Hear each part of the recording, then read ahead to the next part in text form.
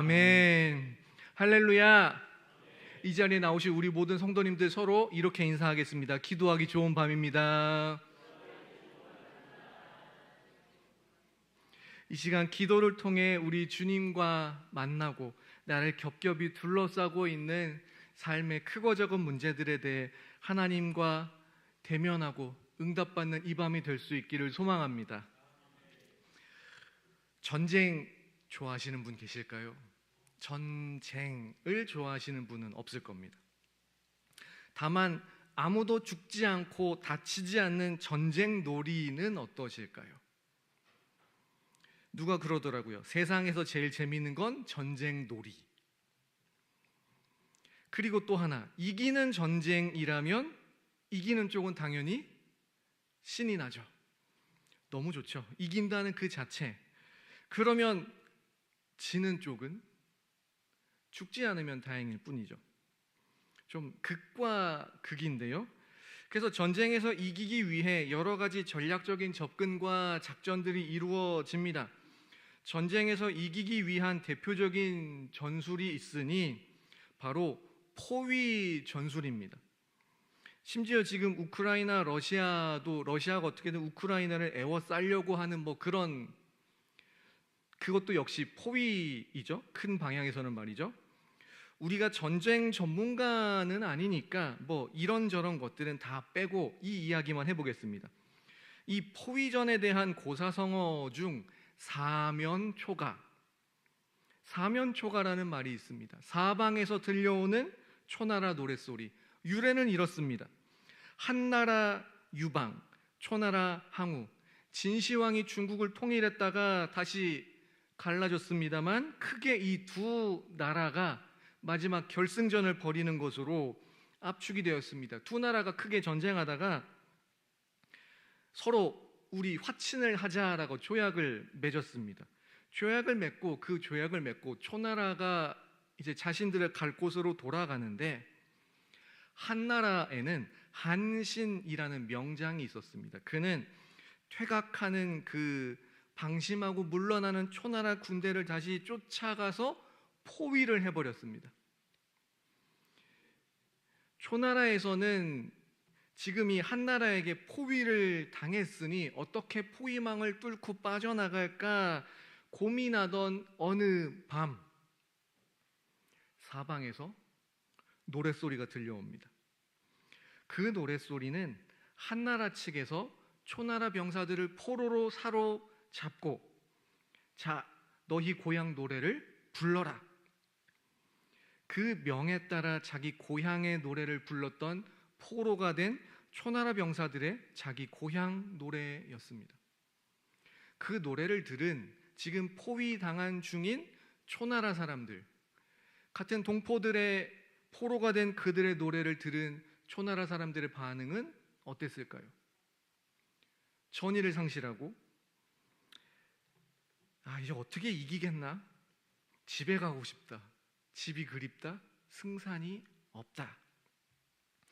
포위전에다가 심리전까지 활용된 이 사면초가의 유래인 이 포위전과 노래 소리의 결과 초나라 군사들이 뿔뿔이 흩어졌습니다. 이제 몇 남지 않은 군사들을 이끌고 이제 그래도 포위망을 뚫고 탈주를 어떻게 한다고는 했습니다만 결국 초나라 왕인 항우라는 이 사람은 오강이라는 강가에서 자결하는 것으로 이제 초나라는 막을 내리고 새롭게 한나라의 시대가 열리게 됩니다.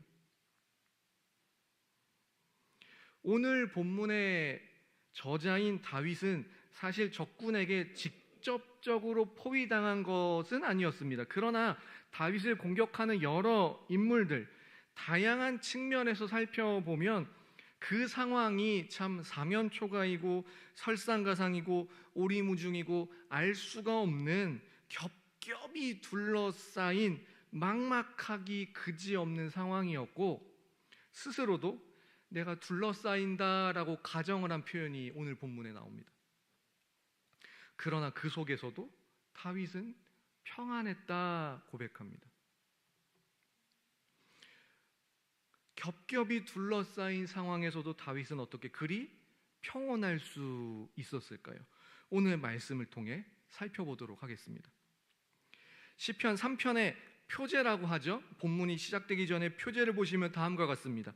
다윗이 그의 아들 압살롬을 피할 때에 지은 시. 아버지 다윗이 왜 그 아들 압살롬을 피해야 했을까요?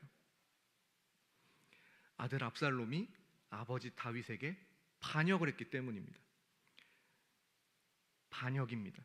전혀 예상치 못한 아들 압살롬의 반역에 아버지 다윗은 급히 자신의 왕궁 예루살렘 성을 떠나 피신할 수밖에 없었습니다. 이에 대한 내용은 사무엘하 15장 이하에서 압살롬의 반역이 시작되는 모습이 쭉 나옵니다.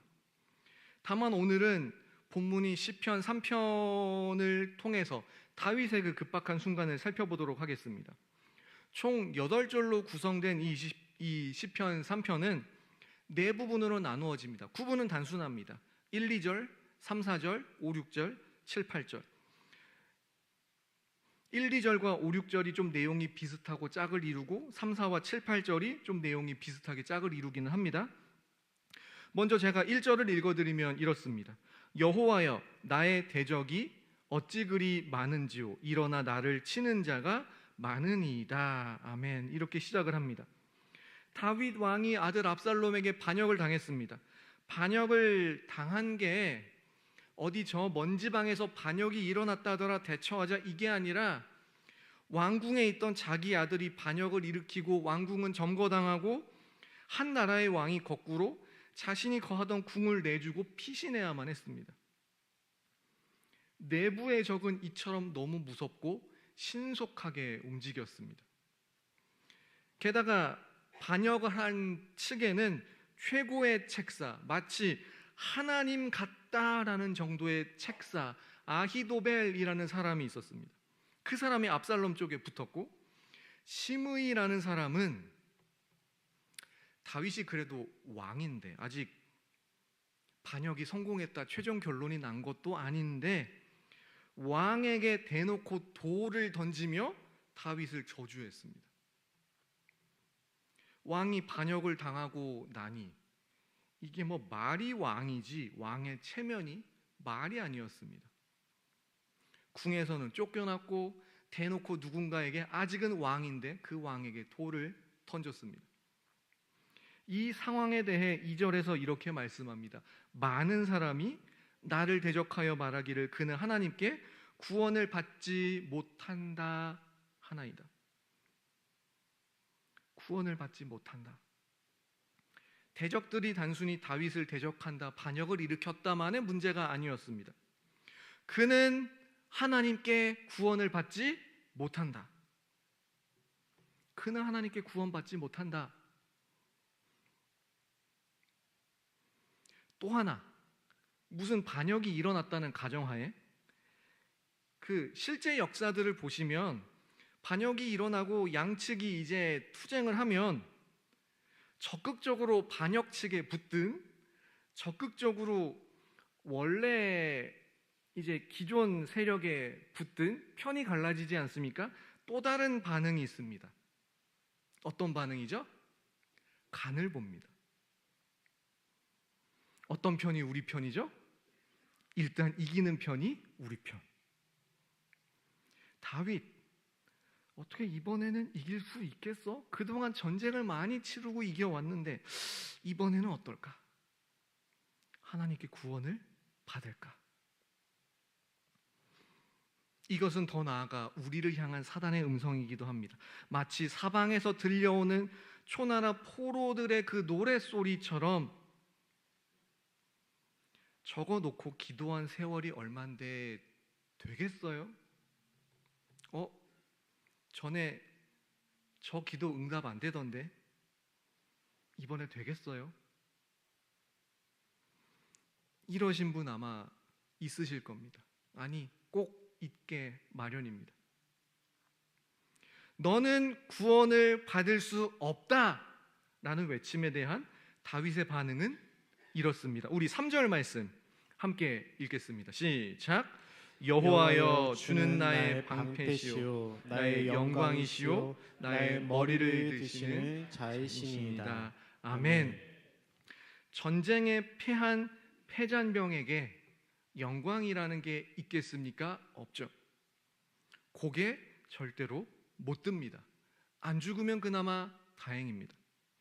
그러나 주님께서는 다윗에게 영광을 주시며 다윗이 당당히 머리를 들 수 있게 하시는 분이라고 말씀합니다. 그러면 다윗이 아들 압살롬에게 추격당하고 코너로 몰리는 중인 이 급박한 상황에서 이런 고백을 할 수 있는 비결이 뭘까요? 주님께서는 내가 당당히 고개를 들게 하신다.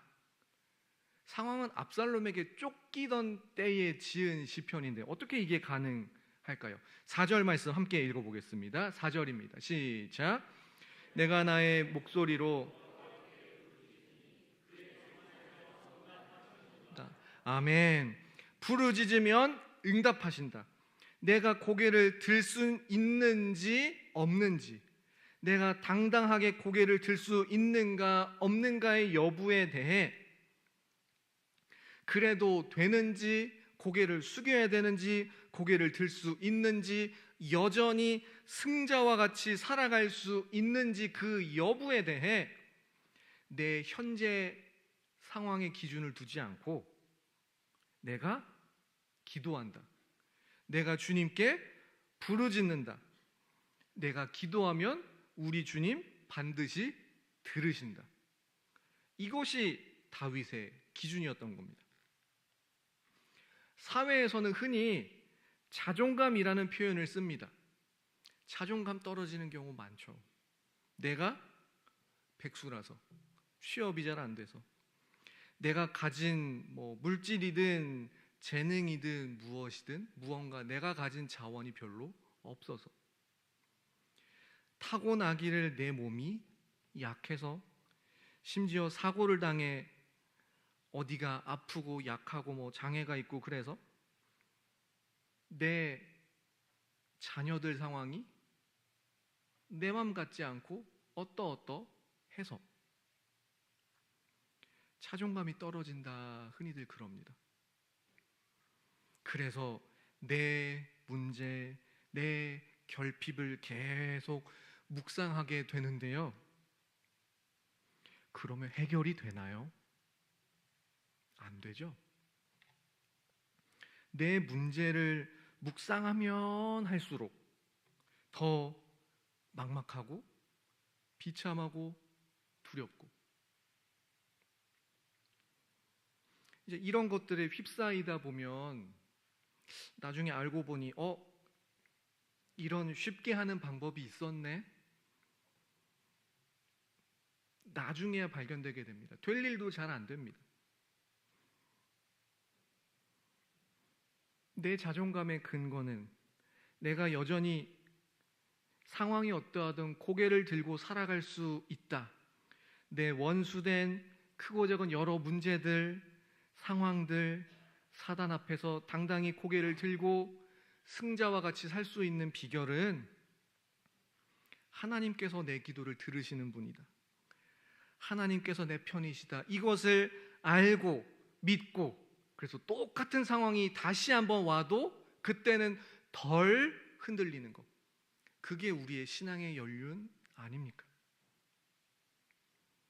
내가 고개를 당당히 들 수 있는 여부와 그 기준을 현재 상황에 두는 대신 내가 기도했다, 주님께서 내 기도 들으신다, 다시 한번 기도 이후의 상황을 기대하며 하나님의 일하심을 기다려보자. 이 신뢰가 쌓이고 쌓이는 것이 신앙의 성장이고 성숙 아닙니까? 내가 기도의 사람이라는 것이, 주님께서 내 기도를 들으시는 은혜가 있다는 것이 우리의 자존감, 우리가 머리를 들 수 있는 비결이 되는 우리 모두가 될 수 있기를 소망합니다. 방금 원수들 앞에서 당당히 고개를 드는 다윗의 모습에 대해 살펴보았습니다만, 6절에 보시면 천만인이 나를 애워싸 진친다 하여도라고 합니다. 가정법이죠. 천만인이 나를 애워싸 진친다 해도, 실제로 다윗이 압살롬을 처음부터 곧바로 이긴 게 아니라 참 많이 코너에 몰렸었습니다. 아슬아슬하게 승리를 거뒀죠. 얼마든지 그럴 수 있는 상황을 지금 다윗은 가정을 하며 고백을 합니다. 포위될 것을 가정한 다윗의 반응이 흥미롭습니다. 우리 5절 말씀 함께 읽겠습니다. 시작. 내가 누워 자고 깨었으니 여호와께서 나를 붙드심이로다. 아멘. 천만인이 나를 애워쌀 것 같은 그 막막한 상황, 정작 다윗은 내가 누워 자고 깨었으니, 그 포위망 속에서도 나는 잘 자고 일어났다. 겹겹이 나를 천만인이 애워싼다고 해도 난 잘 잘 거다, 잘 자고 일어난다, 그렇게 고백을 합니다. 혹시 불면증 있으신가요? 누군가는 머리만 대도 잘 자는 그런 부러운 사람이 있는 반면에, 누군가는 잠귀가 너무 밝고 예민해서 자다가 금방 깨시는 분도 있습니다. 여기까지는 좋습니다. 일단 잠은 들었으니까 그렇다 칩시다. 불면증 있으신 분들은 어떠세요? 자고 싶은데 잠이 오지 않아서 몇 시간째 말똥말똥, 자고 싶은데 못 자겠어서 괴로우신 분들은 어떠신가요?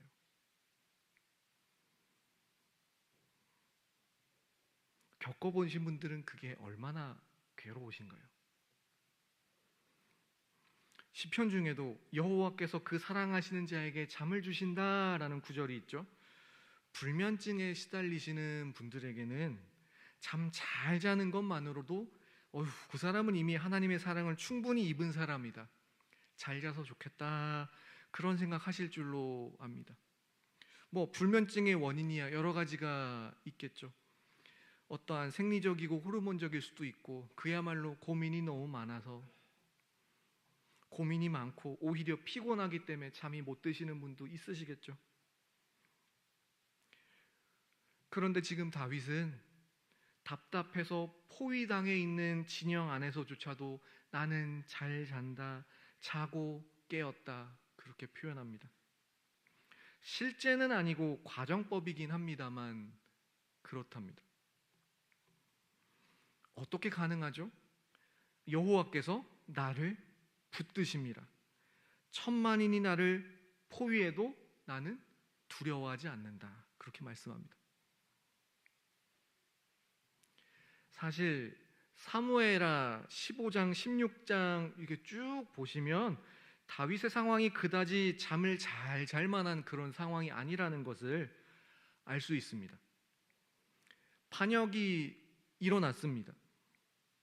궁 안에서 반역이 일어나서 자신은 궁 밖으로, 예루살렘 바깥으로 튕겨져 나갈 수밖에 없었는데, 그 반역 대상자는 당연히 숙청을 해야 되잖아요. 숙청해야 될 대상이 자기 아들입니다. 아들. 어떻게 이겨서 승리를 잡았다고 칩시다. 아들인데 죽여요, 말아요?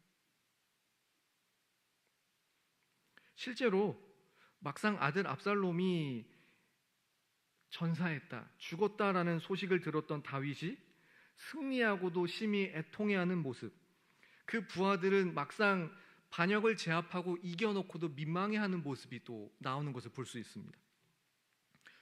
첫 번째 문제는 이렇고요. 두 번째 문제, 또 다른 인물이 다윗의 겹겹이 두르는 문제가 되어주는데, 압살롬의 책사 아히도벨입니다. 너무 뛰어난 책사였습니다. 어느 정도냐면 이 정도였습니다.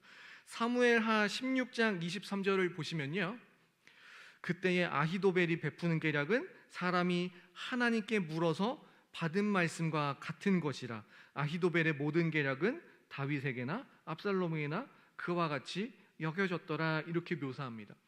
압살롬도 우리 책사 너무 뛰어나라는 걸 알고 굉장히 든든해했고, 반대로 다윗은 그 사람의 계략은 하나님께 물어서 받은 것과 같다, 마치 그렇다, 막막하다, 어떡하냐. 그것을 사무엘하 기자가 이렇게 기록을 한 겁니다. 그의 계략은 하나님께 받은 것과 같다. 정말로 하나님께 받았다는 게 아니라 그 정도로 책략이 너무나 뛰어났다는 말씀입니다. 실제로 굉장히 애 많이 먹였죠. 마지막 세 번째, 제가 처음에 시므이라는 인물이 다윗에게 돌을 던지며 저주했다 말씀드렸습니다.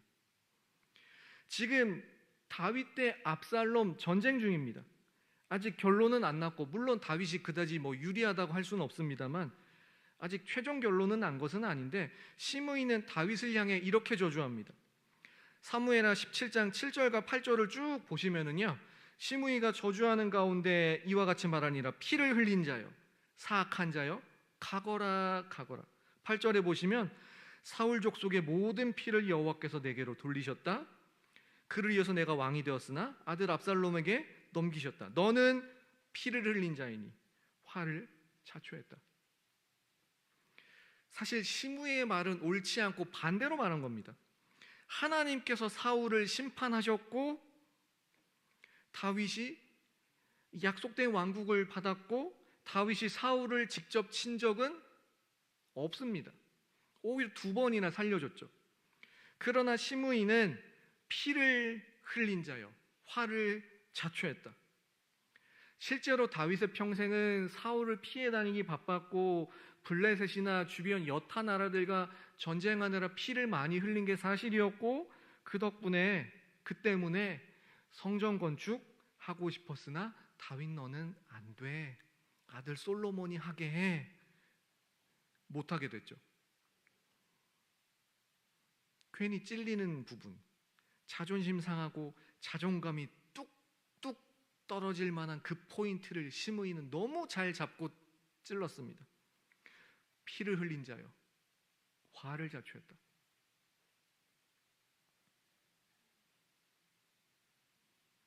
자존감 뚝 떨어질 상황입니다. 마치 사면초가에 포위되었는데 고향 노래까지 들리고 못 이기겠다, 전의를 상실하게 할 법한 그런 말입니다. 시므이는 마치 보나마나 다윗은 저라는 듯이 저주하죠. 이처럼 다윗은 반역의 대상이 심지어 친아들인 압살롬, 그 군대에게, 하나님 같은 계략을 베푸는 아히도벨에게, 범접할 수 없는 그런 책사, 그리고 왕에게 대놓고 돌 던지며 저주하며 전의를 상실하게 하는 또 한 명 시므이라는 인물에게 그렇게 둘러싸였습니다. 그러나 최종 결과가 어땠죠? 7절 말씀 함께 읽겠습니다. 7절입니다. 시작. 여호와여 일어나소서, 나의 하나님이여 나를 구원하소서. 주께서 나의 모든 원수의 뺨을 치시며 악인의 일을 꺾으셨나이다. 아멘. 이것은 단순히 자신의 시편을 통한 간구였을 뿐만 아니라 실제 결과도 결국 다윗이 이기게 되었죠. 사랑하는 성도 여러분, 왜 문제는, 힘든 일은, 극한의 순간은 꼭 혼자 한두 개로 오지 않고 한 번에 몰려서 오는지,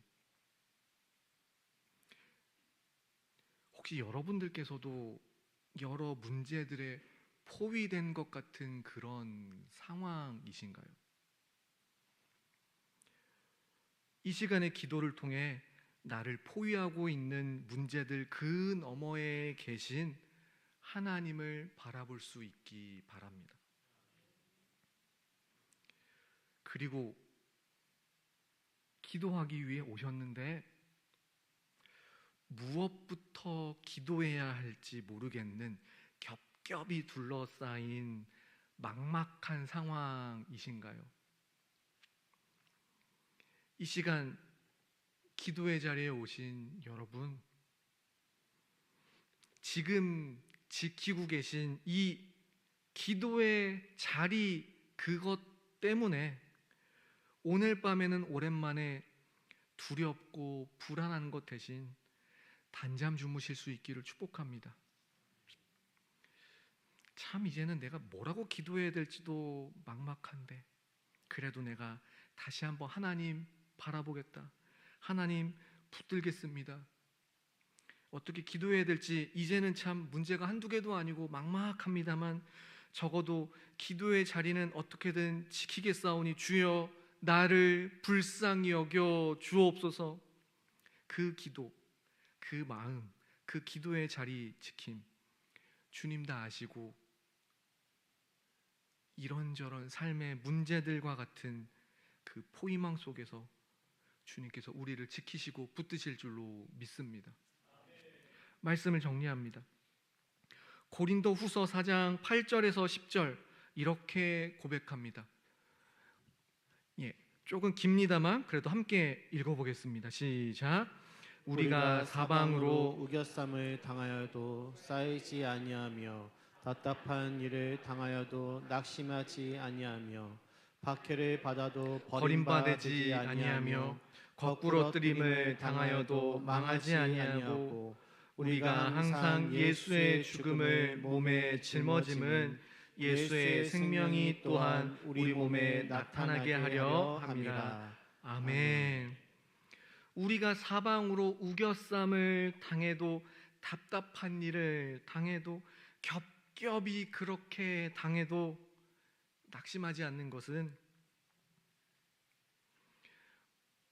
우리 삶의 그 여러 가지 어려움들에게 포위당하고 상처 주는 말에 또 포위당하고 내 마음대로 할 수 없는 그 누군가 자녀, 부모 누군가 때문에 그렇게 어렵다, 포위당한다 해도 여전히 우리 안에 빛나는 그 예수의 생명, 그 빛 때문에 우리는 우겨쌈을 당해도 쌓이지 않고 답답함을 당해도 낙심하지 않는다 말씀합니다.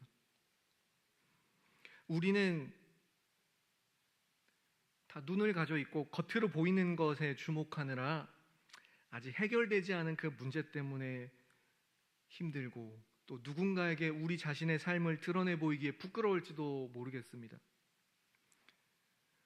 그러나 누군가는 그 겹겹이 둘러싸인 문제에도 불구하고 여전히 우리 안에 감추어지지 않은 예수의 빛, 예수의 생명, 그것 붙들고 살아가는 모습과 우리 안에 있는 바로 그 예수의 빛, 그것 때문에 누군가는 우리를 통해 주님께로 나아오게 될 줄로 믿습니다.